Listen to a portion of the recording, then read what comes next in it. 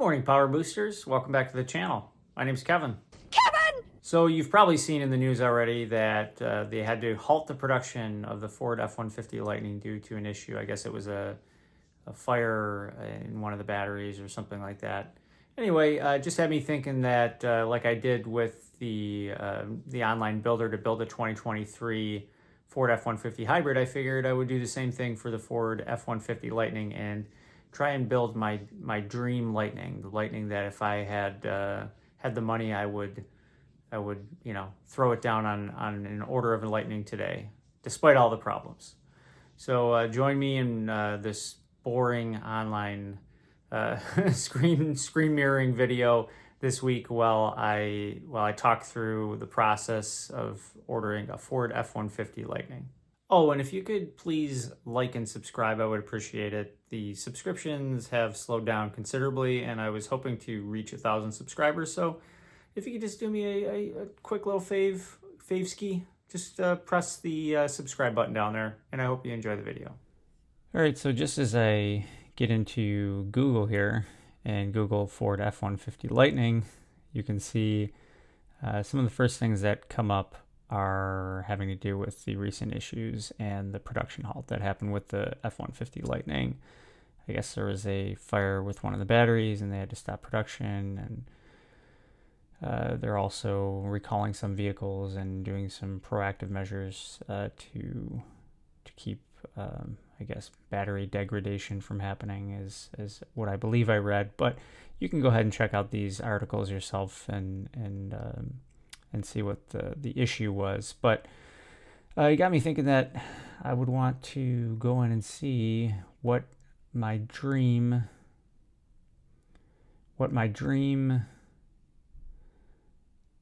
Lariat F-150 Lightning would look like. Let's see here. Let's go into this right here.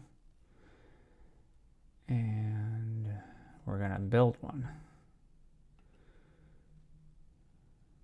Yeah, we're going to build one here. We're going to build it as if I had just won the lottery and had plenty of money to spare. Extended range battery. I definitely would want the extended range battery because, if you're going to go for it, go big. I also, this is where I want to have my entry point in here because I believe the Lariat is where you get that big fancy screen in the center console. And the XLT still has a nice screen. It's the same screen that's in the regular F-150 hybrid and other models as well too. And I'd be perfectly happy with it if that's all I could afford.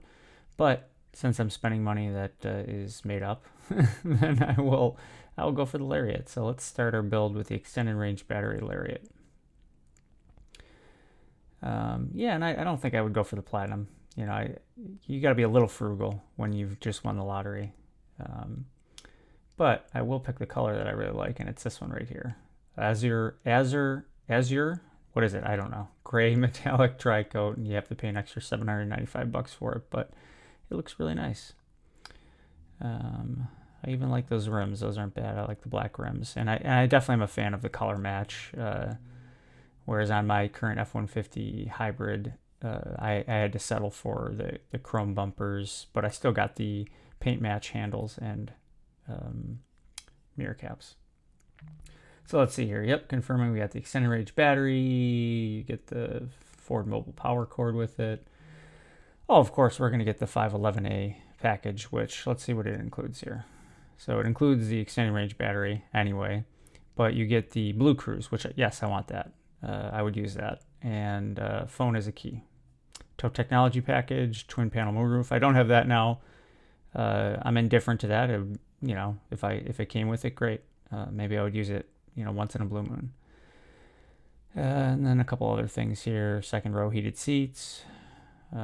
Yeah, and then some other things I can really dive down deep into, but I'm not going to bore you guys with that. So let's get out of here. We'll continue down here. Let's see. Yeah, I like the all-terrain tires. Just in the event that I do go off-road, or I think they're a little bit better in the snow than the regular all-seasons are. Let's see here. All right, so as far as bed stuff go, I would get probably an aftermarket tonneau cover, so I wouldn't option, the Ford one, and I like the one that I have now. If you want to check out the review I did on it, I'll link that in the description of this video, and also you can get it on Amazon. So if you want to click on that and check it out, the exact one that I got, you can use that link.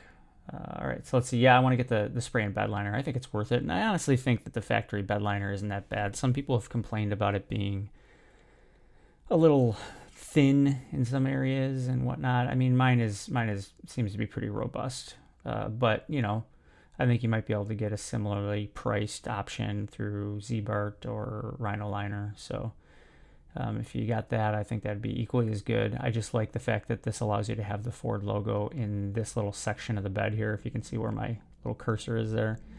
Whereas the other spraying options, I think you don't get to see that Ford logo put right there. Let's see here, stuff that's coming through. This has to do with trailering, and admittedly, like, I think I skimmed over the Max trailer tow package. I don't really have the intentions of towing all that much, so I'm gonna leave that off of this build because this would be equipped to tow already whatever I would need it to be. I wouldn't, you know, likely tow a big trailer with this, or on the upper limits of the potential for this. So I'm gonna leave that off. This is a little confusing here because it says phone as a key removal. Is that putting it on there because of maybe a concern that the customer would have as a safety issue, or, you know, yeah, someone possibly hacking into it, or is it something that Ford is making people delete from their trucks? I don't know. If you know, put that in the description. Let's see here. Other things I would option on it. A lot of this stuff is just, you know, I would never put on there. It's just, you know, I'm sure they make decent profit margins on these items here. $75 for a cargo net. That is certainly an upcharge. So this is a confusing point here. Does this come complete with the reverse sensing system? I think it does.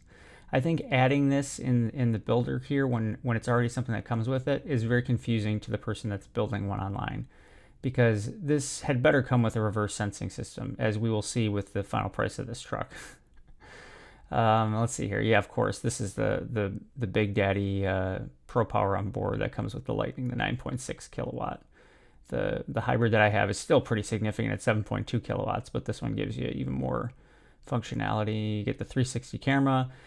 As I mentioned in one of my previous videos, I think that one of the cameras that comes in the back above the rear light on the top of the cab here might be deleted. I just bumped my microphone if you heard that.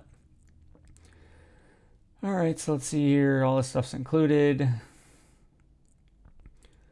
I don't know what this means. Camera removal. I don't know what that is. That's a little confusing. So as for running boards, I don't have them on my truck now. I'm 6 foot and I have no problem getting in and out of it. I kind of like the look of the truck without running boards. I think it makes it look a little taller. You know, for those of us that don't intend to put a lift on our truck. I would put a lift on my truck if I didn't drive as much as I did and wasn't so concerned about fuel economy. I think that a tastefully lifted truck looks good. Some of the ones that are just insanely high and the tires poke out a huge amount, I think just look absolutely ridiculous, and they're obnoxious to park next to in a parking lot. But the ones that are, you know, lifted 2 to 4 inches and just have like some nice upgraded rims and tires, I think that can look very tasteful and classy and still functional. I think some of those bigger trucks are just, they lose a lot of function when you do that, and it's more just how tall can you make your truck and how much of a douchebag you can be. If you have a truck that is like that, I'm sorry, I'm not calling you a douchebag. I'm just saying that some of the people are. Let's see here. So yeah, we'll just leave the regular standard ones on there. I might even remove those if that's even an option, just to not have them on there at all if I were to get the truck. Let's see here. So I kind of like the idea of having both the carpet and the rubber mats here. So I'm going to add this option here. I didn't do that. I saved money on my current truck and just got the rubber mats. But I know I'm going to have to clean those rubber mats at the end of the winter here, and it would just be nice to be able to take those out, clean them, and then put them up in my attic and put the carpet mats in for the summer. So I would do that. That's a worthwhile upgrade to get both sets of mats. So I would also do this. I think that I didn't get this on my truck. There's definitely plenty of room under here if you don't have it, but I think this would probably add a little functionality and storage for me, and it keeps it out of sight because it blocks off this entire area here. So yeah, I would do that.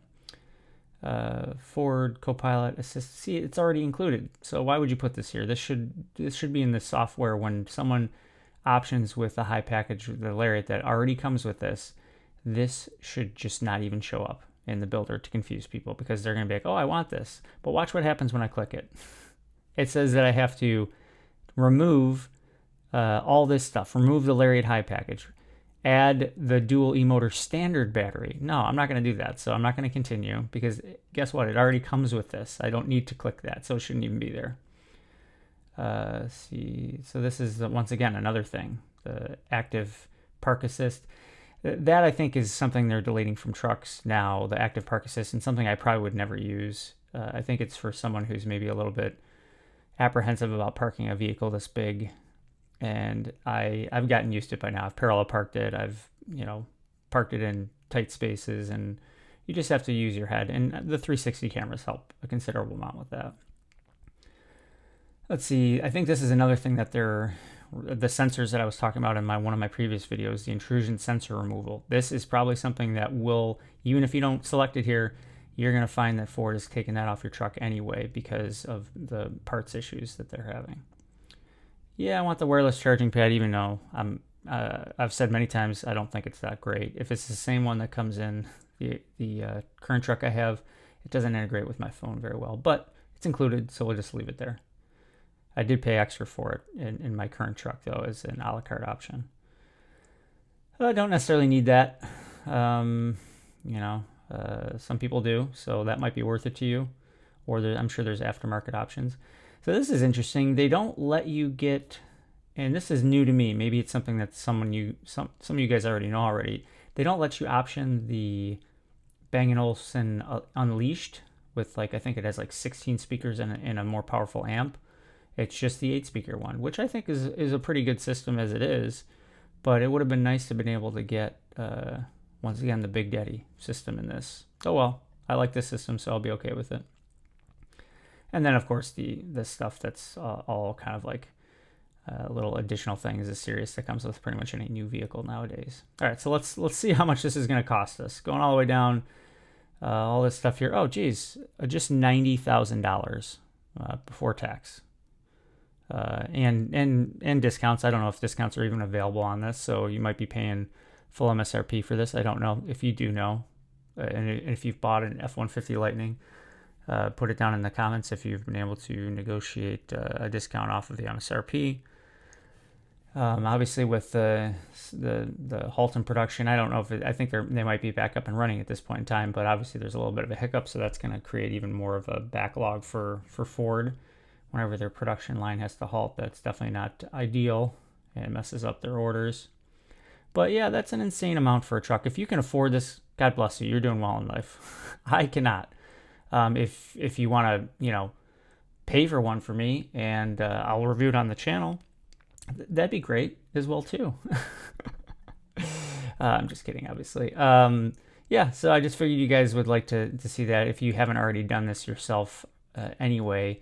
The quirks with the builder are these little stupid things that they confuse you with, but then it's a pretty sobering experience when you get down to the bottom and you realize, oh my God, how much is this truck? Would I love to have it? Sure. Despite all the problems that are going on, I mean, these things are full of technology. We're at the precipice of this massive conversion into a lot more electric vehicles being available and the infrastructure being there. I mean, there's still a long way to go, but it'd be nice to have a vehicle like this. And electric vehicles are fun to drive with the torque that they provide. Whether or not they're better for the environment or not, that remains to be seen. I won't enter into that debate, but I sure would like to have one of these trucks. This one right here, as a matter of fact. Anyway, thanks for watching the video this week, guys. I appreciate it. Please like and subscribe. And having said that, I'll see you in the next video. Kevin!